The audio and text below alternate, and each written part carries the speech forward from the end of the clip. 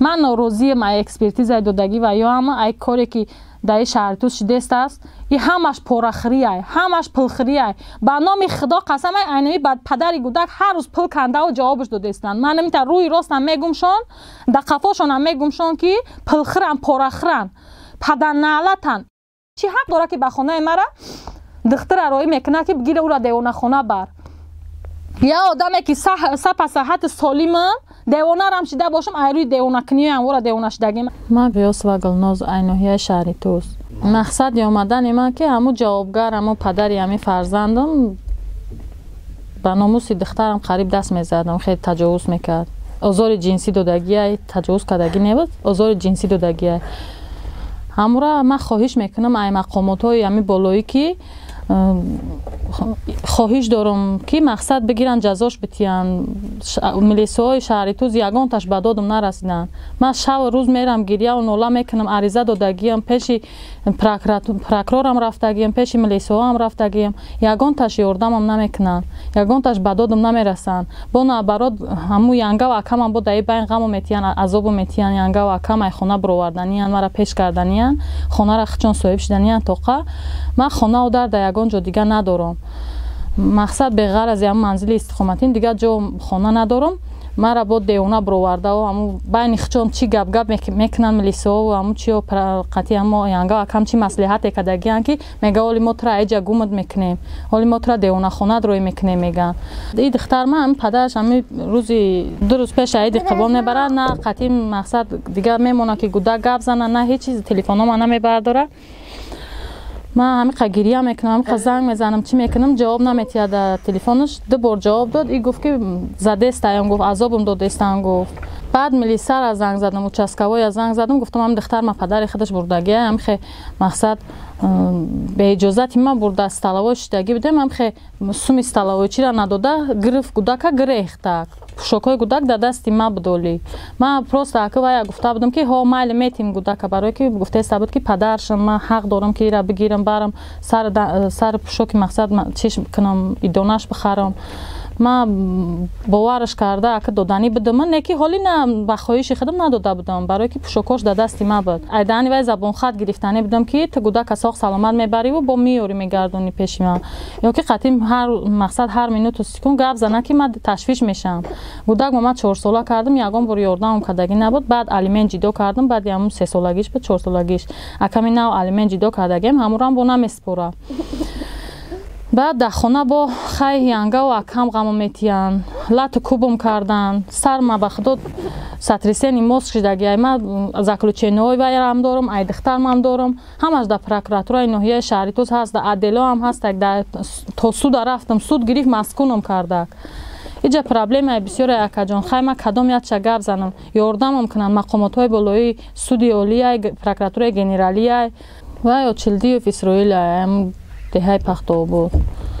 خودم در وقتش هم خیلی تجاوز کردگی بود. فریب میکنه مسکو میبره اسپولز میکنه در اوجا میگه شوهرتم فیرود میکنه با روی فریب میبره اوجا. من در خونه اوچم بودم ای شوهر یکم مقصد حالی خیلی جدا شدگی بودم طلاق ما دادگی بوده بچه‌م کلام کرده در خونه خیلی پلاژنی هم موقعین بود وضعیت زندگی منو خوب نبود شرایط وضعی بود. گودک در مقصد پول در کار میشد که پامپرس پلی و مقصد خروکا و پشوکا و همش پرابلم بسیار داشتم و مرا فریب کرد رسی هم برد که مقصد در اوجا گفت کار هستی کار میکنی خانه و در میخری خانه و در میخری گفت مرا فریب کرد. گفتم که من حالی شوهرم چیز جدا نشدم و قطعی ما گپ زده است از وعدم کرده است که قطعی زندگی میکنم با میام یا که فیراد میکنم گفته است ای گفت شوهرتم فیراد میکنی گفت با همجرا گفت کار هستی برای شوهرتم گفت بچه‌م میده که من چه کار میکنم گفت که بچه تا نیانکا هستی دوجا نیانکا نگاه میکنه گفت من باورش کردم من اول قما باورش نمیکنم که کلانتر دارم گفتم پدر مادرم هستن گفتم من اگر امیو خی اجازهتم بتیان شوهرم اجازهتم بتیا گفتم قطعش گپ میزنم خی پدری بچه‌م گفتم جواب ما دادگی هم باشه ممکن با خی بود نیت زندگی داره یا که میگه که نه یا که میگه که بیا مایل میگه قطعش گپ زدم شوهرم راضی شد گفت که خی خودت میدونی گفت تو کار کردن میتونی گفت مقصد پرادوستی را میتونی گفتم که پرادوستی به دست گویا دوجا در مغازه پرادوست در کارای گفت 30-40,000 تا 50,000 اویلیگ میگیری گفت مرا با روح فریب میبرد اوجا خودش اسپولزید میکنم خی 2 روز عذاب میتیا 2 روز لات کوب میکنه نیانکا پیانکا یگان چی دوجا نبود نیانکا را من ندیدم دیگه امیجا کی رفتم یاجویا دیا سمالیات نیانکا هم اوجا غیب زد دیگه شم مرا بردن دیا کمناتا قطعا بچم جام کردن بعد 2 روزش ای خودش اومد بعد 2 روزش ای خودش اومد ای یک تجاوزکاری یک پدرنالت آدمای ای حرام حقش پروندن سری دور برووردن ای خیلی حرام را این همین کار در حق خودم کرده بود یگان کس نسبتش چاره ندید من ایرسی اومدم عریضه نوشتم دعوا کردم رفتم پروکراتور مقصد عدل هم اجا رفتم عرض شکایت ما گفتم زدگی ها را نشان دادم گفتن زکلوچه نکردم همش در ارخیو در همون پروکراتور استودگی هم در ناحیه شهری توست نسبت خودم تجاوز کرد یگان کس چاره ندید حالی بود نسبت دخترش کردن نشید آزار جنسی دادگی ای دختر من روز عید قربان آوردش گودکم بهش بگوش همه جور زدگی مای شکمبای گودک سرخ بود گریه کردم 21 زنگ زدم وزارت کارهای داخلی را عدلی خدمت زنگ زدم همش گفتم همه استوریا را نقل کردم و یا گفتن که ما عریضه را به تلفن قبول کردیم خواهر جان گریه نکس پکای نشه گودک در چی وضعیت من گفتم که خی همه جای گودک سرخ خی ایره هم زدگی هم بود نمیدونم چی کارو کردگی که همه جای گودک مایی به سرخ خی میلیسا را زنگ زدم ناآمده استن گفت که از ما نچالیک میلیسا تو نروی میکنه میره و نچالیک میلیسا آمد ناآمد مفتیش روی کد رمضانم قطعی بهرام تو رقلف رمضان فامیلیش نمیدونم مفتیش همو عدله بهرامی تو رقلف آمده قطعی هم مفتیش هر دشان آمدن با گریه های مرا دادزنی های مرا سیامکه کردن نمیدونم بعد سیامکه را چکو کردن در یگان کس نشان دادن ندادن من پروکراتور رفتم چند بار میرم هر روز میرم به خدا عدلم میرم میگم یاردمم کنه دستگیریم کنه ای سیانگه و اکم عذاب میتیان میزنن غم میتیان گودکام میزنن کار ببرم در جای کار باشم تا من آمدن در دیوال من میشکنن گودکام میزنن آزار میتیان اذیت میتیان مناجق کرده بودن زنگ زدم عدل اختیار نام داره او چسکوای حاضرمون اختیار گفت که بعدی پگه تو از بگه گفت دایی بگه نمیشه من گفتم این ای کار آمدم گفتم گودک من پرای روش کپ کبوت ای گفتم لوی گودک خون آمدگی فکی گودک هم خیلی خون ریخته است ای گفتم بخیزه بین وضعیتی دختر من گفتم همی کار گفتم همیو کدگی هم بغیر از همیو مرا کی دم غمتی اخی همیو کدگی هم میگه که قابل کردگی ای نامی هم بچه یکم گرفت دخترش دلنازه نام داره دختر کلونیش همو کردگی گفته است گودک به زبان خودش بیای یاردم ممکنه بیای چکنه بعد که پایا کی رفتن شما باورم نمیکنه گفت که مایل پگا بخی به عدل بیو به عدل هم رفتم نکردن یگان کار کرکی داخت که من نیستم در دیگه جام بعد 1 هفته 2 هفتهش خانه ما آمده مرا سکاری قطعی فریب کردم ما دختر تا زکلوچه نگیری میبریم من گفتم پایا برفتن گجا که زکلوچه نمیگیری من صورت گرفتگیم در تلفنم هست صورت ها هست یا نه که پایاش رفتگی نه که اون روزی که من زنگ زدم روز همین واقعیت چی بک نه اومده اگه حالی مقصد اومده میگه که میبرم خدمت مزم نیست نمیدونم به خدا قسم جلوتکم سوخته است از گفتم میترسم یگان زهر پر نتیم بکشنم همین ده گودک من خدمت یگان کار نکنم گفته بعد گفت که ای نماز کاری را مقصد گرفتم آوردم میبرم باز زکلوچه نمیگیره سکاری ترا میبینه مقصد سلامتی تا جلوتکت برای چی سوخته است چیکار کرده فریب میکنه میبره اوجا در بالنسته دکتر را همو اکسپرتیز را میگه که دکتر اکسپرتیز را میگه که با سخنان مادرش بنویسه با سخنان مادرش بنویسه گودک ایدان خودش که گپای ایرا باور نمیکنن یا که ایرام دیونه برووردنیان خدمت هم خیلی کردستن کار ما میکردم از سحر تا بگه هم میومدم خونه گودکام در پلاژنی میدیدم که زدگی و کندگی و در دیوالی ما کندگی و همه جای ما کدگی با خدا دیگه تشویش ای دسته تشویش ای چی گفتم که سنی همو شف مونکی کار نمیکنم گودکام توقعی بدن یگان کس نیست که یارو نگاه کنه که من برم کار کنم دلم پر شوه یگان کار یگان حادثه نشوه که با بگن که ای بی خودش پرتاف رفت یا که گودکاش خودش همین کارا کرده یگان پجره یگان حادثه نکنن که بعد بگن که خودش گودکاش خودشون هم خی کردن کارم نکرده استماز یکا جان وضعیتم به حد قینده وزمینه برای همو مجبور شدم که مرا بگیرین خیلی امی یاردم کنین گفته به همین جا مقصد آمدم که ایامی مقامات خواهش دارم که مرا دستگیری کنن وابسته کنن یگان آدم زوره که قدرتش برسه که همواره جزا بتیه مرا دیگه خیلی نکنن. من یک زن تنها یا مادر 2 فرزند نابالغ کودکام آزار و اذیت دادن خودم آزار و اذیت دادن یگان کس نسبتی و یگان چاره نمیبینه همه امو زدگیاشون این هست این جسورتا با اون در تلفن امالی هست بعد نشید امو اکسپرتیز را قطعی مصلحت کرده پچر کرده است که با سخنان مادرش بنویسه و کودک هر خیلی نغمه‌اش صورت گرفته است خیلی کودک هیاخی مقصد بسیاری بعد عصبی کودک رسیدی از پسیخیچسکی کودک وایران کردی چه خیلی وقتی که آورده کودک روزی امو ایدی قربان بعد عصر بعد پیشه عصر بعد آورد کودک من قطعی دگانه بودم زنگم زد گفت در جای گفتم در خونه دگانم زیق شدم تلفن را نبرداشته که قطعی دخترم گفت زنم خیلی بچه‌م گرفتم خونه دگانه خونه همسایه موندم گفتم بعد گفت که بیا آوردمش کودک آوردک امی خیلی بالای قفای ماشینش خودش در پیش در سر رول خود کودک در قفای ماشین هم خیلی دستی دلنی که قفاش هم خیلی بهش بگوش خواب بود کودک گرفتم رنگ روی کودک هم خیلی پخته و سفید بود در روش خون نبود به نام الله پیشای چشمی کودک نمی بینی کودک کپ بود قفاش کپ بود بود پشتی امی قبرغای کودک خروشیدگی و کندگی و زدگی و چپ چرک سر دهن کودک ما قطعی یاد دگانه مای ماشین فرو آوردیم دگانه گفت که دخترت سحر نیست دیگه گفت یگان چشیدگی گفت درو آوردیم در بنیه خیلی آبوزش داروندیم تنها را میبینین نمیخه سب همه جا پای همه جای کودک سب گزیدگی بالنیسا میبره که بعد با ضرورت کارهای داخلی که زنگ زدن گفتن از نچال خونه‌تون میویا قطعی مقصد و چسکوای جاتون میویان کودک تا میگیرن دختر میبرن اومدن دخترم گرفتن بودم من نمیخه دیا وضعیت داد وای دارم گریه دارم مرا سیامکا کردن دختر بردن قطعی دخترها در اومدن پیشکی چون مصلحت کردن نمیدونم مقصد بگیره سبکش بنویسه یا که بنویسه که کمری گزیدگی خیلی چی مصلحت کردن اگه برای چی در پیش ما گپ نمیزنن برای چی که مرا میگه که در بیرون بس کودکم در دست ما گریه دارم مرا میگه در بیرون بس که قطعی همون دختر در اومد پیشکی در قلف کردن ایسنی درون استلای اوهانی کلون هم خیلی چی را موندن در راستی در که اگه در اومدن نتونه که من زدم لغت کردم استال پیستالشون در اومدم گفتم چی را گفت زده است او مفتش رمضان نام داره فامیلیش من نمیدونم همین نامش رمضانه یگان حجت یگان کاغذی که دختر نویسته در دست من است همش در دست هموای خدشه با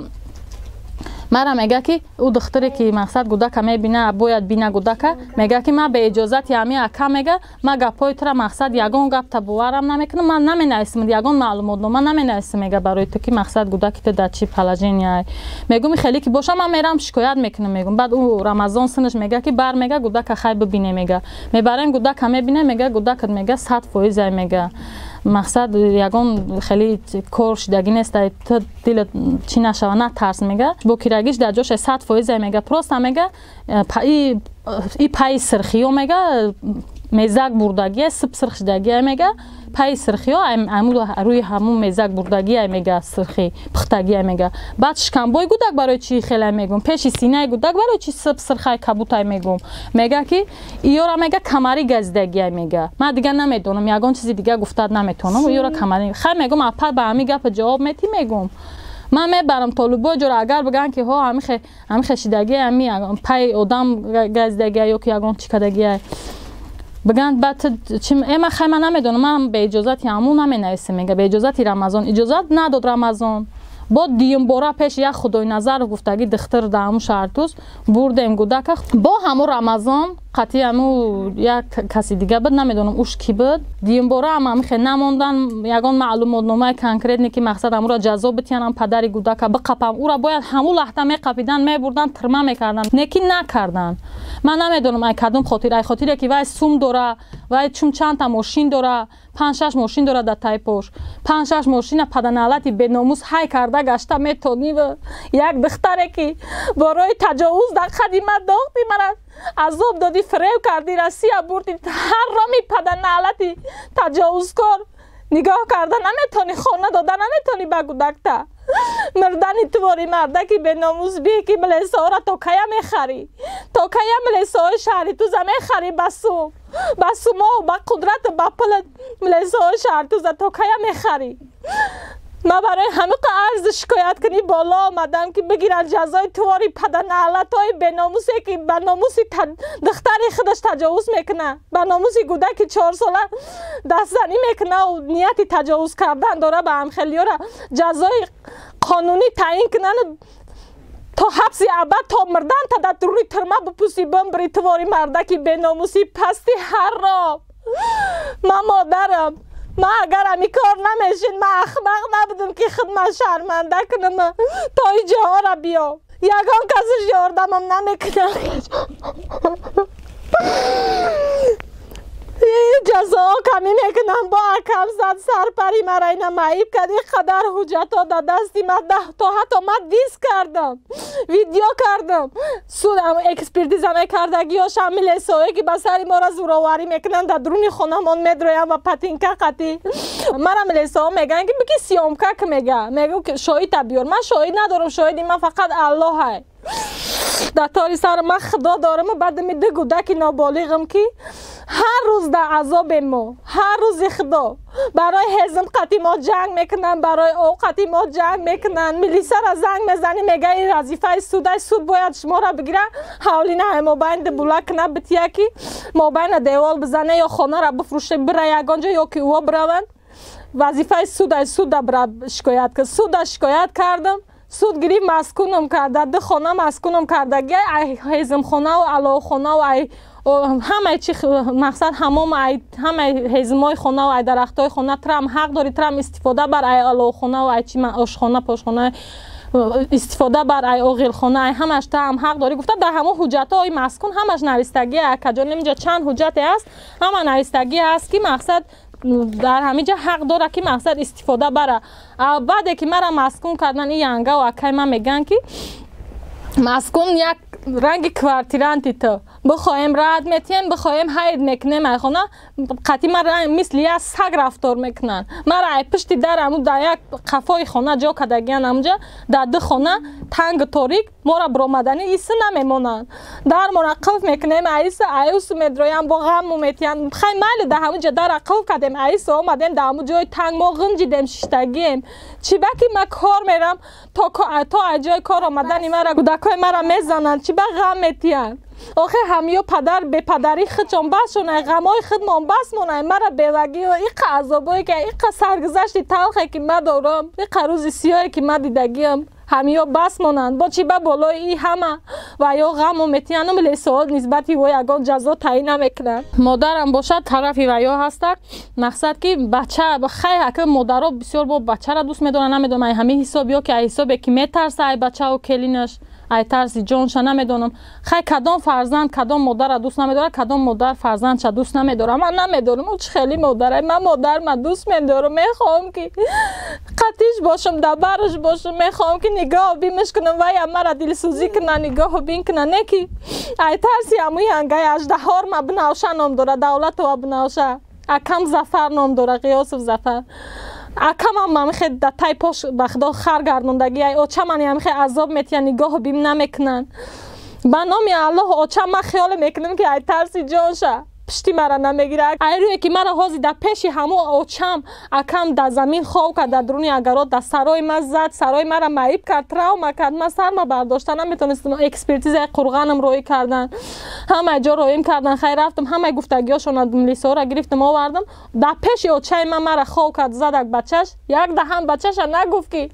تو برای چی میزنی با نه برات میگم که چی با پشتی من نمیگیری اوچه میگه خوبت کرد زدت. آخه من خیلی مادر چی بگم ای مادری جان من فرزندم من ایش تو تولد چیدگیم شیری تو خوردگیم تو چی بگی بچه تا دوست میداری مرا دوست نمیداری خیلی که خداوند بختی سیام داد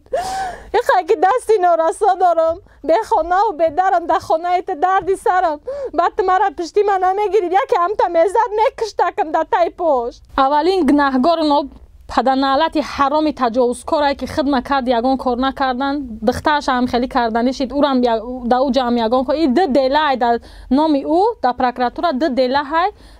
ده سه زکلوچینه های یگان چورش ندیدن. من خواهش دارم همین پروکراتوری جامون یا که این پروکراتوری همین گنرالی سودی اولی که بگیرن همین که کار تستر هرچی تستر بگیرن حل کنن بگیرن محکم کنن که احترامانه خواهش دارم که همون را بگیرن محکم کنن. در آزادی گشته است از با پگه دختر یا تا دیگر همین کارا میکنه. او رحمش که به فرزند نابالغ گودک 4 ساله خودش که نه اومد به یک آدم دیگه میویه، به بیگانه میویه رحمش. من ناراضی ما اکسپرتیز دودگی و یا هم ای کاری که در شهر توس شده است، این همش پرخریه، همش پلخریه. به نام خدا قسم اینمی بعد پدر گودک هر روز پل کنده و جوابش داده استند. من نمیتونم روی راست هم میگمشون، در قفاشون هم میگمشون که پلخرن، پرخرن، پدر نعلتن. اختیار چی حق داره که به خانه مرا دختر ارائه میکنه که بگیره او را دیوانه خانه بر.